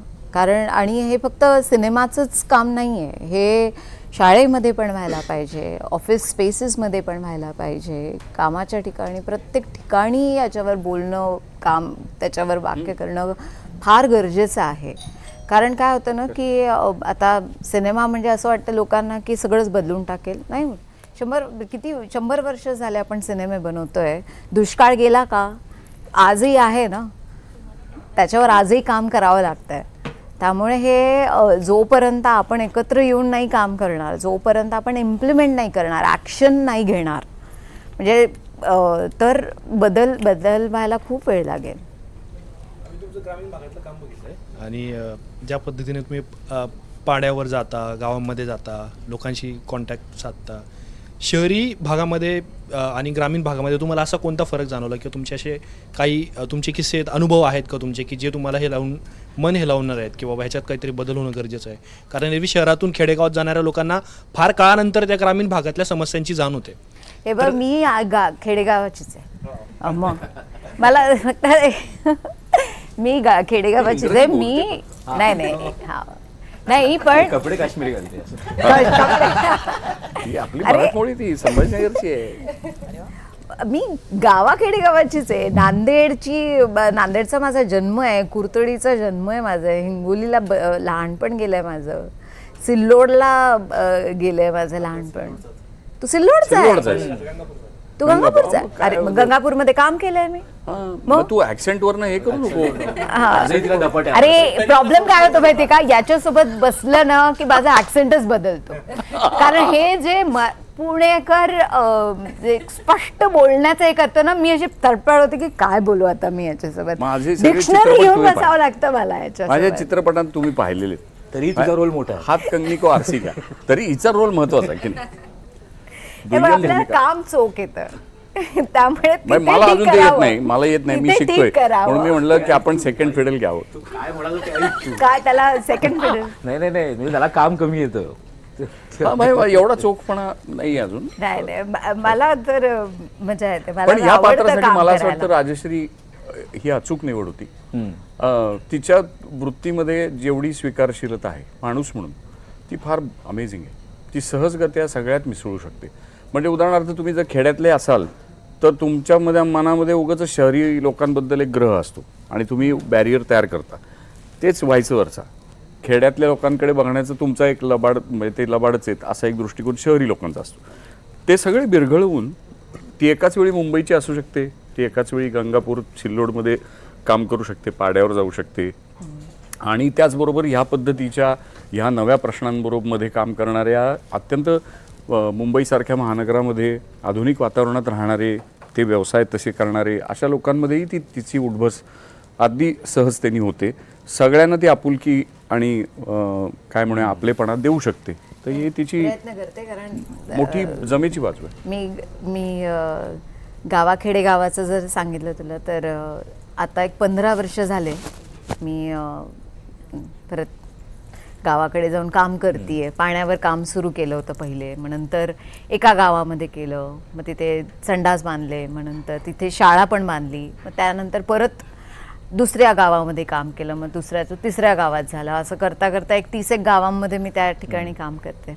पण आता गावामध्ये सुद्धा भाग आहेत ना, गावामध्ये सुद्धा असं आहे की हा तांड्याचा भाग वेगळा आहे, ही बस्ती वेगळी पडते, परत मराठा कम्युनिटी वेगळी पडते. त्यामुळे ते तिन्ही ठिकाणी जाऊन मला काम करावं लागतं. एका गावामध्ये असं होतं की पाईपलाईन वेगळ्या होत्या. मी म्हटलं की जोपर्यंत पाईपलाईन नाही बदलणार तोपर्यंत मी पाण्यावर काम नाही करणार. आणि माझा सर्वात मोठं हे आहे की तुम्ही जर गाव एकत्र नाही आलं तर मी पाय पण नाही ठेवणार तुमच्या. तुम्ही या, इथे उभं राहा, बायका आणा, पुरुष आणा, पोरं आणा, म्हातारे या, सगळे या, पहिले बसा, मला सांगा काय आहे, तुम्ही काय करू शकता ते बोला. सर्वात महत्त्वाचं तेच आहे की तुम्ही काय करू शकता, तुम्हाला काय वाटतं की तुमच्या गावामध्ये बदल हवा आहे, तुमच्या गावामध्ये का आत्तापर्यंत पाण्यावर काम नाही केलं, तुमच्या गावामध्ये का शाळा नाही आहे. पण कसं आहे ना की काही लोक या गोष्टीला समजतात, पण बऱ्याच वेळा असं होतं की त्यांना नाही बदल करायचा. बरेच असे गाव मी बघितलेले आहे की जिथे त्यांना नाही बांधायची आहे शाळा, चाललंय ना, येतात की एक शिक्षक, होतंय की हां, पोरं शिकून काय करणार तुम्ही सांगा मला, काय करणार. हां, नोकऱ्या आहेत. आत्ताही हे आहे की बाबा तू जर शेतकरी आहे तर तुला पोरगी नाही मिळणार, पण तू जर एका फॅक्टरीमध्ये काम करतोय तर तुला लवकर तुझं लग्न. त्यामुळे असे बरीच मुलं आहेत आत्ताची जी शेतीकडे वळत नाही, त्यांना जाऊन फॅक्टरीमध्ये काम करायचं आहे. 14-15 तास त्या ऊसतोडी फॅक्टरीमध्ये काम करतात आणि बऱ्याच लोकांना व्यसन आहे, कारण इतका वास येतो तिथे, इतकं उन्हामध्ये तुम्ही जवळजवळ 45-46 डिग्रीमध्ये काम करताय तिथे. आणि त्यामुळे मग तुम्ही विचार करा ना कशा पद्धतीने चाललं असं. आता तांड्याकडच्या भागामध्ये लहान पोरांचं 12-13 वर्षाच्या मुलींचे असेच लग्न करून टाकतात. मी इतके चाइल्ड मॅरेज केसेस आणि पॉस्को केसेस हँडल केले आहेत. म्हणजे माझ्या मागच्या वर्षी मी इतके केलेत हँडल. मला वाटतं म्हणजे एक ब्रेस्ट कॅन्सर होण्याचं पण एक हे होतं की मी सहनच नाही करू शकत. उठती आणि मला कळते की एका पोरीला याच्यावरून आपल्या ऊसतोडीच्या याच्यावरून नेलं, कंट्रॅक्टरने नेलं, 3 महिने फेकून दिलं. आता ते शोधत बसा. मग त्या पोलीसवाल्याला कॉल करा, त्या एखाद्या लॉयरला कॉल करा. मग तो पोलीसवाला म्हणतो, मग ते तिकडे जे मेडिकलवाली येते ती म्हणते अरे तुला तर काय तुमच्याकडे तर चालतं ना. आणि अशा पद्धतीने मग किती म्हणजे मी सांगू का किती समाजाला बदलणं समजणं गरजेचं आहे सध्या. आणि प्रत्येक क्षेत्रामध्ये ही तर आहेच आहे. आपण ज्या विषयावर सिनेमा आहे, पण बरेच अशा गोष्टी आहेत की आपल्याला काम करणं खूप गरजेचं आहे. कारण त्यामुळे सिनेमा होणं महत्त्वाचं आहे, हे इथे कॉन्व्हर्सेशन होणं महत्त्वाचं आहे, हे महत्त्वाचं आहे. कारण प्रत्येक ठिकाणी जेव्हा तुम्ही संवाद साधता, प्रत्येक ठिकाणी जेव्हा ते कॉन्व्हर्सेशन एकत्र येतात, बोलता आणि त्याच्यावर काहीतरी निर्णय घेता. आज तुम्ही जसे प्रश्न विचारतात कारण तुम्ही विचार करून करताय. कारण तुम्ही का विचार करताय? कारण तुम्ही ते बघितलेलं आहे, तुम्ही त्याला भोगलेलं आहे कुठल्या पद्धतीने, तुम्हाला त्याच्याबद्दल एक प्रकारचा आपुलकी आहे आणि तुम्हाला ते you feel bad about it. त्यामुळे तुम्ही हा विचार करताय. हे प्रश्न प्रत्येक माणसाला पडायला पाहिजे की अरे का नाही असं. आता जसं ट्रोलिंगचं तुम्हाला म्हणत होता, मला बऱ्याच वेळा ट्रोलिंग होतं. आणि हे तर म्हणजे मी एक बाई म्हणून तर ट्रोलिंग होतंच. त्यामुळे तुम्ही एक ॲक्टर म्हणून ट्रोलिंग होतं, तुम्ही बोल्ड ॲक्टर म्हणून ट्रोलिंग होतं, तुम्ही समाजसुधारक म्हणून ट्रोलिंग होतं, प्रत्येक ठिकाणी ट्रोलिंग होतं. तर माझ्या वेळेस असं आता मध्ये मध्ये मी बरेच असे इन्व्हिजिबल आहेत हे डिमन्स. जसं माझा ब्रेस्ट कॅन्सर आहे, कळत नाही कधी येणार आहे कधी जाणार आहे, काहीच माहीत नसतं. आला तर ठीक आहे, सर्जरी करा, ठीक व्हा. एक्झॅक्टली असंच आहे. ते trollers is they are invisible people.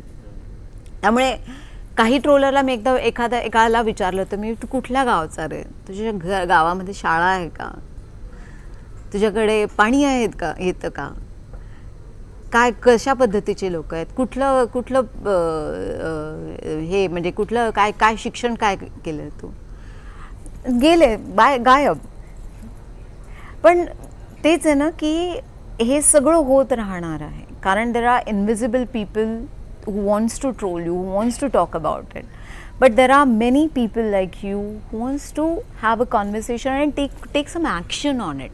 फक्त conversation संवाद is of course important आहे, पण important ते नाही आहे, त्याचं पुढे काय. मी टोरॉन्टो फिल्म फेस्टिवलला होते माझा पहिला सिनेमाला घेऊन, अँग्री इंडियन गॉडेसेस, ज्याच्यामध्ये मी एक लक्ष्मी नावाचं पात्र केलं होतं. एक ती कोकणी बाई असते जी एक तिचा कोर्ट केस चालू आहे आणि ती लढती आहे आणि काहीच होत नाही. तर मला टोरॉन्टोमध्ये एका जर्नलिस्टने सिमिलरली प्रश्न विचारला की तुम्हाला काय वाटतं, हा 2013ची गोष्ट आहे, यू वोंट बिलीव्ह इट. मी म्हटलं नाही फरक पडत आहे. म्हटलं जोपर्यंत मी स्वतः जाऊन तिथे उभी नाही राहणार तोपर्यंत नाही होणार. मला पण काम करावं लागेल, तुला पण काम करावं लागेल, सगळ्यांना काम करावं लागेल. प्रश्न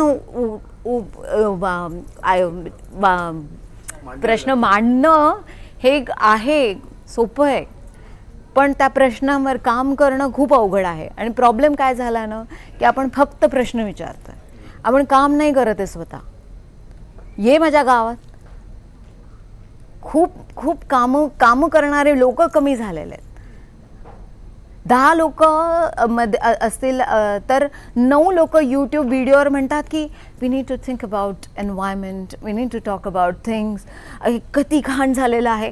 अरे जर एक माणूस त्या तिथे खाली जाऊन काम करणार तर कसं काम होईल.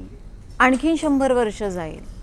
कामं करणारी माणसं समाजामध्ये कमी आहेत, बोलणारी खूप आहेत.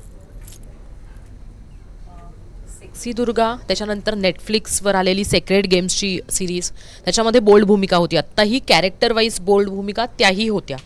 पण एक बाई म्हणून, जे ट्रोलिंगचा विषय आला म्हणून बाई म्हणून ट्रोलिंग झालं, त्याचबरोबर एक जातीवरनं सुद्धा तुला ट्रोलिंग झालं होतं. दुर्गा या नावाच्या पुढे असलेलं सेक्सी याच्यावरनं ट्रोलिंग झालं, आणि ज्यावेळेस तुला ट्रोलिंग केलं त्यावेळेस बाई म्हणून तुला ट्रोलिंग करत असताना तू बाई आहेस याचा विचार न करता अगदी खालच्या पद्धतीची भाषा वापरली गेली होती. आणि त्याच्यानंतर अनेकदा जेव्हा पण केव्हा तुझं काही असं बोल्ड येतं तेव्हा अशाच पद्धतीचं ट्रोलिंग होतं. कसं बघतेस तू बाई म्हणून, किंवा एक अभिनेत्रींच्याच वाट्याला, म्हणजे अभिनेत्यांनाही येतं नाही असं नाही, पण अभिनेत्री म्हणून हल्ला करणं ट्रोलर्सचा हे सोपं पडतं म्हणून ते असं करतात की बाई काहीच करू शकत नाही असं करतात. आणि त्यावेळेस तुझी, म्हणजे अशा लोकांसाठी तुझं काय उत्तर असतं, किंवा काय उत्तर आहे असायला हवं? नाही, पहिले ऑफकोर्स थोडंसं हलतं माणूस की अरे काय असं का लिहिलं जातं आहे, काय बोललं जातं आहे, का असे मॉर्फिंग होतं आहे, काय होतं आहे. पण तुम्ही जेव्हा उभं राहिला, तुम्हाला जेव्हा तुम्ही त्या समाजाचा भाग आहे, तुम्ही हे चूज केलेलं आहे, त्यामुळे या सगळ्या गोष्टी आपल्या आयुष्यात येणारच. त्यामुळे कसं आहे ना की आपण स्वतःला त्रास देऊन काय जास्त उपयोग नाही आहे. समाजाला बदलण्यासाठी तुम्हाला दोन्ही ठिकाणी काम करावं लागेल. म्हणजे जर मला वाटतं की मी माझ्या सिनेमामधून मी काही एक कॉन्व्हर्सेशन सुरू करते आहे, तर मी त्या पद्धतीचेच सिनेमे करणार. मी एक समाजाचा भाग म्हणून मला वाटतं की मला या समाजाच्या भागासाठी मला स्वतःला काम करावं लागेल. कुठून सुरुवात करायची? सुरुवात तिथूनच करायची. तर कुठे काय कमी आहे, एज्युकेशन सिस्टममध्ये कमी आहे, कुठे काय कमी आहे, नोकऱ्यांमध्ये कमी आहे, कुठे काय कमी आहे, मेंटल हेल्थ इलनेसवर काम केलेलं नाही आहे लोकांवर. आज एवढ्या सगळ्या गोष्टी होतात. जसं आता प्रत्येकजण कुठल्या ना कुठल्या तरी याच्यातून जातो आहे आणि आपल्याला कळतच नाही की त्याच्याबरोबर काय होतं आहे. त्यामुळे बऱ्याच वेळा असेही लोक आहेत त्यांना कळत नाही की ते का लिहित आहेत असे, त्यांना कळत नाही की ते का बोलतायत असे.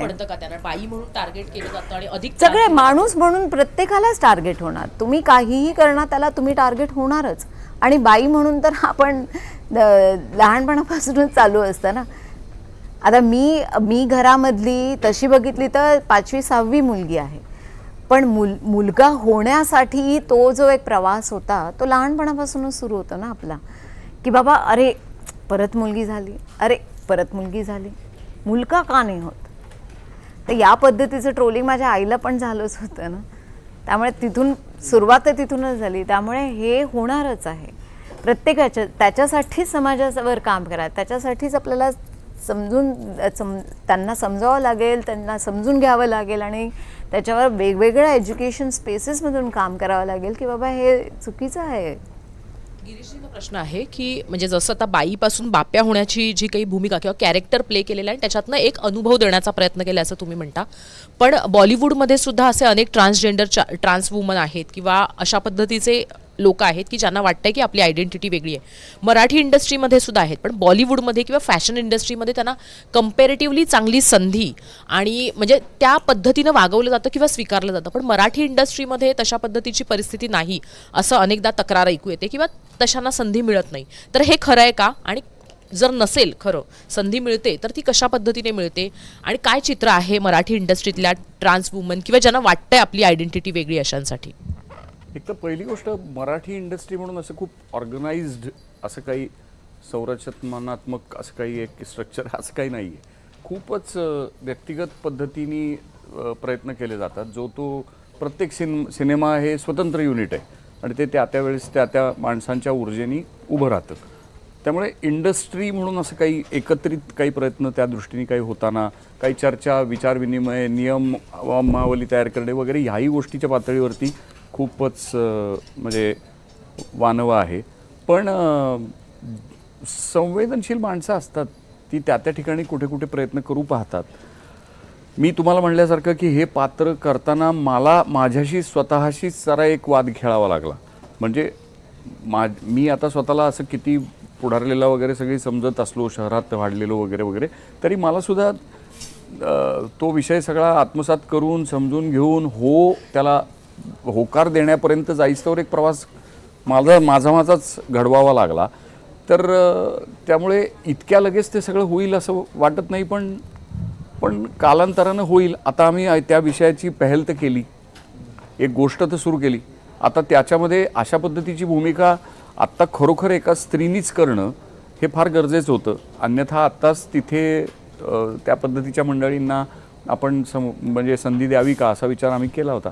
पण ही कथाच तशी होती की एक पहिल्यांदा ती स्त्रीच आहे आणि मग ती नंतर कालांतरानं पुरुष होऊ इच्छिते आणि होते. तर या तिच्या निर्णयाच्या मागे समाज उभा राहतो का नाही, आणि राहायचं जर त्यांनी असेल तर त्याला काय सांगायला पाहिजे तुम्ही, असा विषय घेऊन आम्ही ते केलं.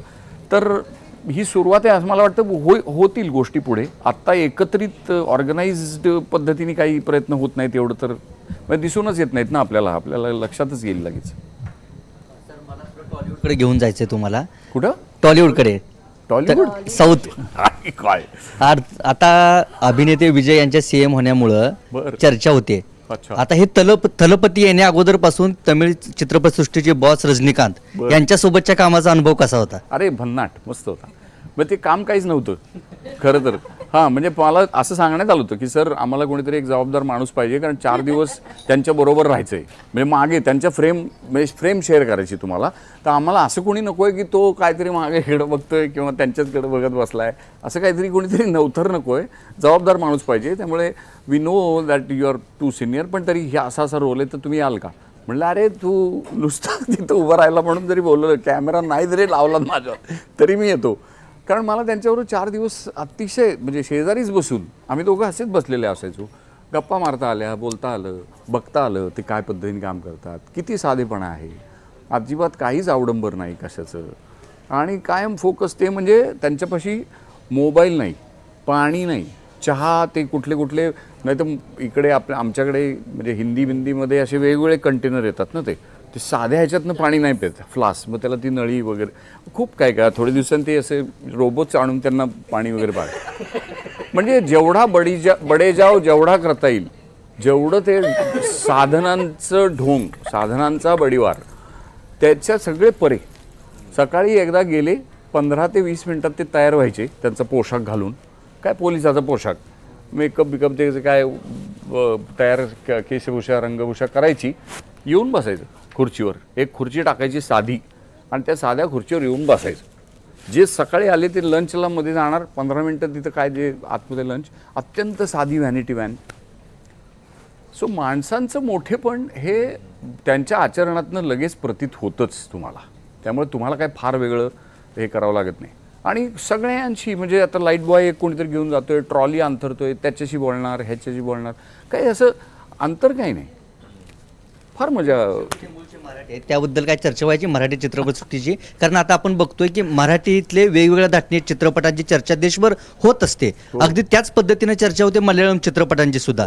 मात्र त्या आपल्यापेक्षा खूप पुढे आहेत बजेटच्या बाबतीत, बॉक्स ऑफिस कलेक्शनच्या बाबतीत. आपण कुठे कमी पडतोय किंवा रजनीकांतनी काय सल्ला दिला तुम्हाला त्या बाबतीत मराठी चित्रपटसृष्टीला? अरे नाही, मला ह्याचं कौतुक वाटतं, यांनी मला केवढा मोठेपणा दिला की रजनी सरांना तुम्ही प्रश्न विचारू शकता असं त्यांनी कल्पना केली. Thank you dear. नाही पण अरे आपल्या माणसाला तर विचारू शकतो ना आपण, अगदीच विचारू शकतो. त्यामुळे म्हणून तर मला तुम्ही आपलेच आहेत, मी सोलापूरकडचा आहे. करेक्ट.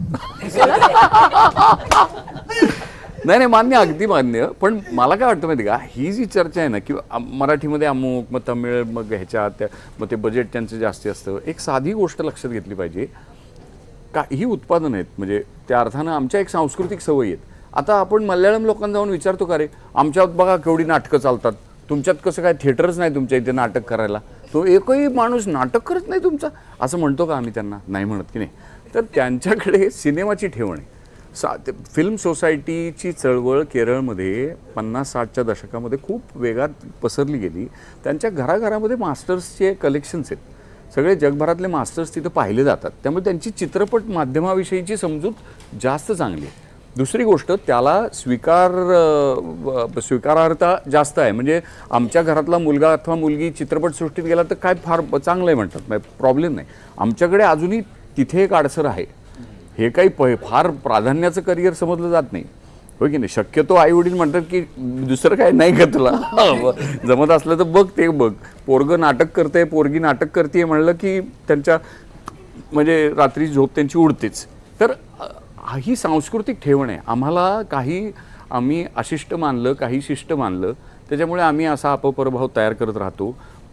पण हे म्हणत असताना लक्षात ठेवलं पाहिजे, मराठी माणसांनी इथे चित्रपट कलेची मुहूर्तमेढ रोवली.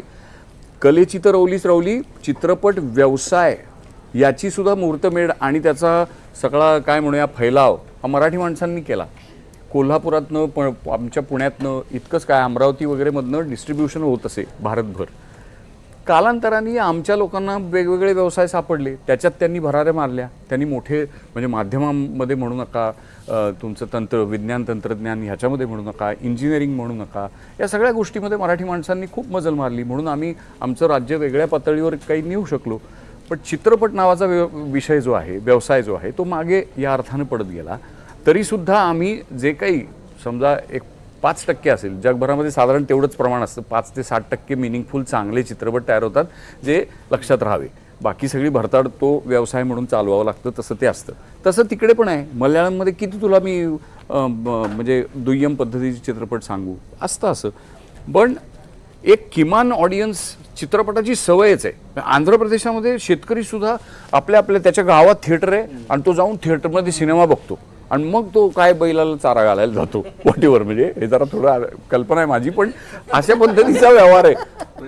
म्हणजे नाही, सिनेमा इतका महत्त्वाचा मानला जातो रे. जगण्याची एक गरज, सांस्कृतिक गरज आहे माझी, ती माझं भरण पोषण आहे त्यातनं, असं मी समजतो. त्यामुळे सिनेमा जास्त चालतो. ते काय सगळा चालतो, म्हणजे नित्याची सवय आहे माणसांची, त्यामुळे ते जातात. त्यांना जायला थिएटर आहे. आमच्या इथे थिएटर नाही. इन्फ्रास्ट्रक्चर हा दुसरा मुद्दा आहे आमच्याकडचा, की आमच्याकडच्या ग्रामीण परिघातल्या सगळ्या वास्तवातल्या माणसांना त्यांना सिनेमा बघण्याची ओढ नाही आहे. ते कीर्तनाला जातील, ते सप्ताहाला जातील, सप्ताह लागलाय गावात, त्याचे तिथे जाऊन बसतील, ते ऐकतील. आता वेगवेगळ्या ठेवणी असतात समाजांच्या, तशा त्या आहेत. तर त्यामुळे तसं कंपॅरिझन नाही करता येणार, म्हणून मी तो प्रश्न नाही विचारला. मी त्यांना हे मात्र विचारलं की तुमच्यासाठी जर मी चित्रपट लिहिला तर तुम्ही मराठीत काम कराल का? तर ते असे एकदम लाजले आणि ते म्हणले तू हो तुम्ही लिहा म्हणले. आणि ते आहो जाऊ म्हणजे तुम्ही लिहा तर मग आपण वाचूया, मग बघूया पुढे. मग त्यांना माहिती की आता हा कधी लिहिणार आणि काय तर विचारतोय तर बरं आहे आपलं असं.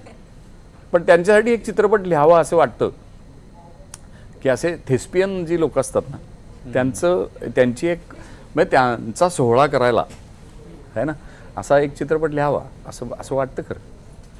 परत तेच आहे, तुला ते भांडवल तू आण, मला कास्ट करावा. आणि आता तुमची दोघांची नंबर द्या, तुम्ही भांडवल देणार.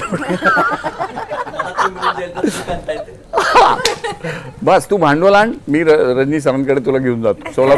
सोलापूरहून डायरेक्ट ट्रेन आहे चेन्नईला. स्क्रीन प्ले रायटर देखील आहात. हो. स्क्रीन प्ले लिहित असताना अनेकदा असं होतं की आपण स्क्रीन प्ले लिहित असतो, हो. पण मध्येच डोकं पुढं काम देत नाही. होय. मग तिथल्या तिथं आपण सोडून देतो. हो. मग नंतर पुन्हा तुम्ही लिहायला बसता, पण तीच गोष्ट to be continue screenplay एंडपर्यंत लिहिण्यासाठी ही जी फेज असते, ही फेज तुम्ही कशी हँडल करता ती सिच्युएशन, तर त्याबद्दल थोडंसं सांगाल का? तू लिहितोस की काय? हां तरीच, कारण ते अवघड असते का ती फेज, सुचत नाही काय, अंधार होतो, अशी भिंत येते वगैरे असं होतं ना. म्हणजे तुम्हाला पहिल्यांदा असं वाटलेलं असतं सुरुवात जेव्हा तुम्ही करता की काय मला सुचलंय, ही कथा किती सुंदर, आणि म्हणजे मी आता म्हणजे राडाच करतो सगळा. पण ते तसं होत नाही. पुढे काय होतं की तुमचं शेवटी कितीही जगला माणूस, अगदी विविध जगला, तरी त्याचा अनुभव ओंजळवरच आहे. आता त्या डोहातनं किती काढणार तू, नंतर ते कोरडं पडतं. आणि मग लक्षात येतं की अरे अजून मला जरा थोडेसे वेगळ्या परिघात जायची गरज आहे. माझं वाचन, मग म्हणून माणसं वाचतात. मग जो खूप वाचतो, चांगलं वाचतो, चांगलं जगतो, तो लिहू शकतो. तर तशा अर्थानं आपल्या जगण्याची पुन्हा एकदा थोडंसं पृथक्करण करावं लागतं, बघावं लागतं, थांबावं लागतं. स्वतःला उगाच बळजोरी करून काय करण्यात पॉईंट नसतो. एखादं विधान तुमच्याकडनं नैसर्गिकरित्या उत्स्फूर्तपणे आतून यावं, तुमच्या जगण्याच्या घुसळणीतनं यावं. तुम्ही असं रचून आता बसलो आणि एक एक अक्षर काढून तिथे बसवतो, असं करून ते होत नाही. मग त्यासाठी वेळ द्यावा लागतो आणि थांबावं लागतं तिथे. प्रश्नापाशी थांबणं हा लेखकाला फारच आवश्यक गुण आहे असं मला वाटतं. सर मराठीत पॅरलल सिनेमे फार चांगले बनतात.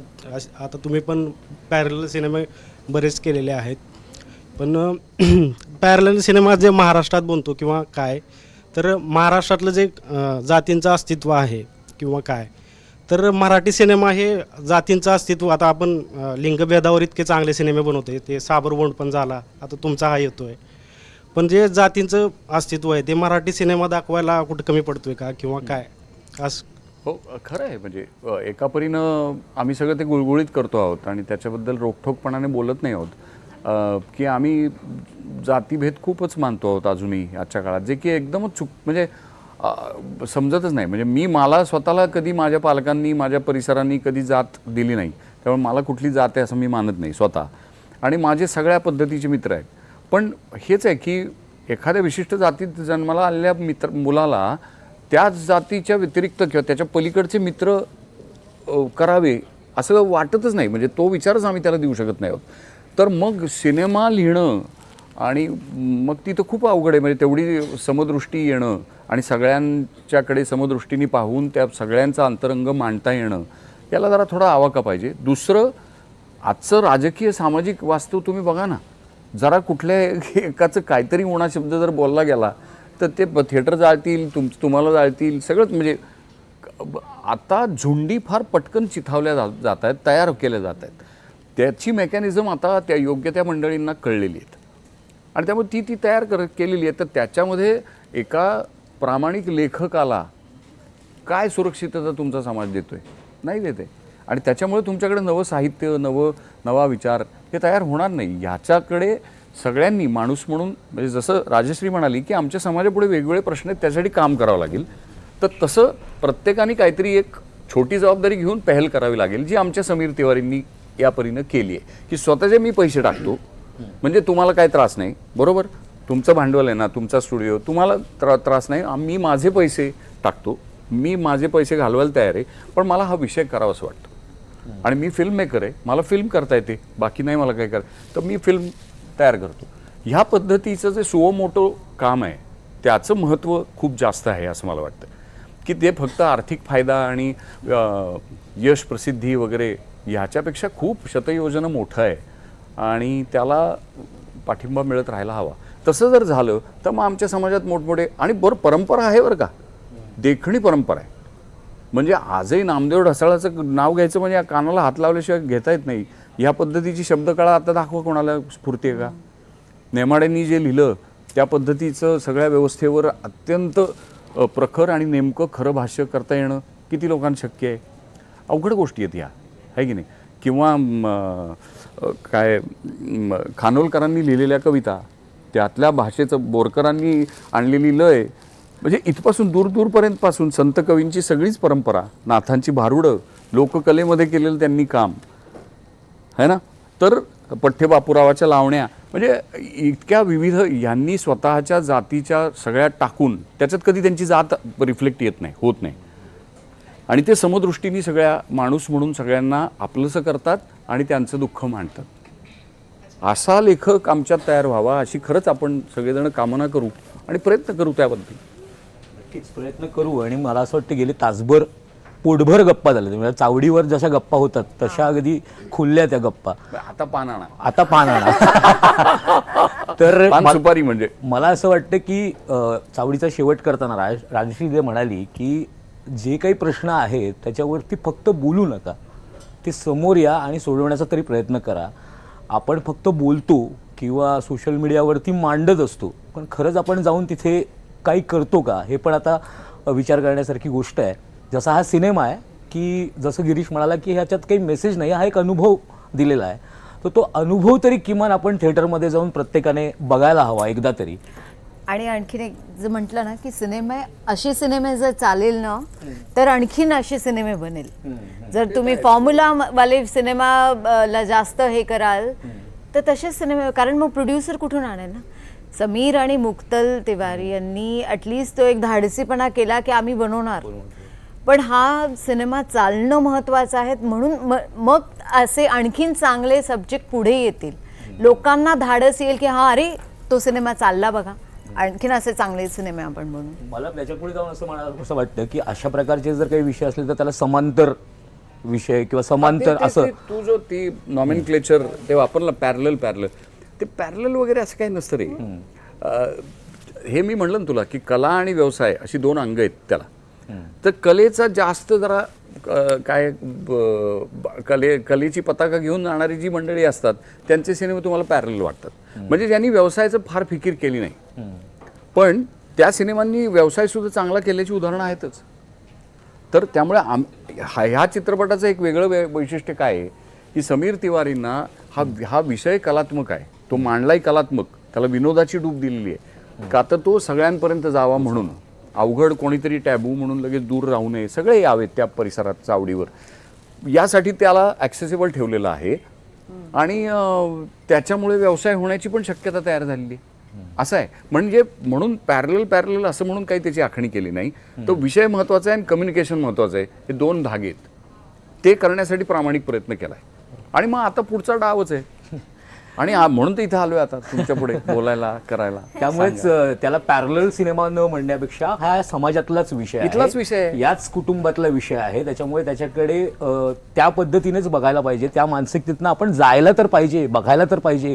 आणि त्याच्यातनं जर आपल्याला काही शिकता आलं, समजलं तर जाऊन आपण त्यांच्याबद्दल काहीतरी करता आलं पाहिजे, बोलता आलं पाहिजे. हे ह्याच्यातनं अनुभव देण्यासारखं जसं गिरीश म्हणाला. आणि दुसरी गोष्ट म्हणजे गिरीशला लवकरात लवकर माझे 2 सहकारी भांडवल देतील अशी मी ग्वाही देतो की काहीतरी प्रयत्न करते त्यासाठी. आणि गिरीश आणि उमेशच्या डोक्यातनं पुन्हा एकदा तो सिनेमा यावा, त्याच्या पद्धतीने त्याच्या स्वातंत्र्य मिळावं, जो भांडवल देणारा असेल तसं त्याला स्वातंत्र्य द्यावं. आणि महत्त्वाचं म्हणजे रजनीकांतवर त्याने लवकरात लवकर सिनेमा लिहावा. आता राजश्रीला पण हे वाटायला लागलं की लवकरात लवकर त्याने लिहावं, म्हणजे ती सुद्धा त्याच्यात कास्ट होईल.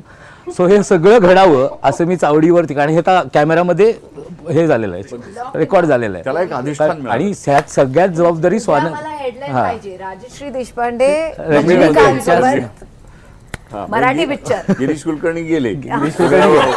म्हणजे तुला चित्रपटापासूनच महत्व नाही, छोटाच रोल नाव लेखक आहेस तू. पण चांगलं आहे. पण ह्या चित्रपटामध्ये म्हणजे एकूण ओव्हरऑल हे बोलणे करणे याच्याबद्दल आम्ही बोलत होतो. पण खरंच आम्ही आजकाल इतके वाचाळ झालोय ना, त्यामुळे बऱ्याचदा हे प्रमोशन नको वाटतं. म्हणजे आता काय सांगायचं की तुम्ही यावं चित्रपटाला, या बाबांनो, यायचं म्हटलं तर या, नाही तर नका येऊ. म्हणजे प्रामाणिक प्रयत्न केलाय आजपर्यंत. जी पुण्याई काहीतरी मागं आहे तर ती तुम्हाला योग्य वाटली तर करा, न्याय करा. म्हणजे आपण म्हणून काही उगाच मी केलंय म्हणून खूप छाती पिटून आमचं खूप चांगलं असं काही भाव नाही. ह्या काहीतरी तथ्य वाटतंय म्हणून त्याच्यामध्ये पडलो आहोत, हा एक भाग. आणि दुसरं म्हणजे ते कमी बोलून करावं हा भाग आहे. पण आता काळ असा आलाय की त्याच्याबद्दल जर बोललंच नाही तर ते लक्षातच कोण घेत नाही, असाही विषय तयार झालेला आहे. म्हणून तुमच्या ठाई आलो तेव्हा चावडी तुम्ही मायबाप माध्यमकर्मी. पण तुम्हाला दोघांना प्रमोशन करायला आवडत नसेल पण चावडीवर आल्याचं समाधान वाटलं असेल असे प्रश्न मिळाले असतील तुम्हाला. म्हणजे मुद्दा काय आहे, प्रमोशन म्हणजे असं की त्याच्यात वेगळे पण आणता येत नाही ना. जो तो येतो तो म्हणतो आमचा चित्रपट चांगला, आमचा चांगला असं म्हणावंच लागतं. आणि त्याच्यात काही चूकही नसतं, म्हणजे त्यांचं ते कन्व्हिक्शन असतं, ते म्हणतात. पण ते तो संवाद प्रस्थापित होत नाही, लोकांना विश्वास येत नाही असं. तर आम्ही शक्य तेवढा खरेपणानं ते मांडू पाहतो. त्यातलं उणं अधिक काय जे असेल तेही आम्हाला सर आखूपर. सगळं काय असं खूप तीर मारलं अशातला भाग नाही, पण प्रयत्न केला. शेवटी मुंबई तकच्या प्रेक्षकांना सुद्धा आवाहन करतो की 15 मे पासून हा बाप्या सिनेमा रिलीज होतोय सगळीकडे, तेव्हा तुम्हीही बघण्याचा प्रयत्न करा. तुम्हालाही काही ह्याच्यातनं अनुभवायला मिळालं तर नक्की अनुभवा. या सिनेमाच्या कलाकारांना तुम्ही सांगा ते कसं वाटलं तुम्हाला ते. आणि ह्या चावडीवरती हे 2 जण आले, त्यांनी जी मतं मांडले त्याच्याबद्दल तुम्हाला काय म्हणायचं तर कमेंट बॉक्समध्ये नक्की लिहा. आणि बाकी सगळ्या अपडेटसाठी पाहत राहा मुंबई तक.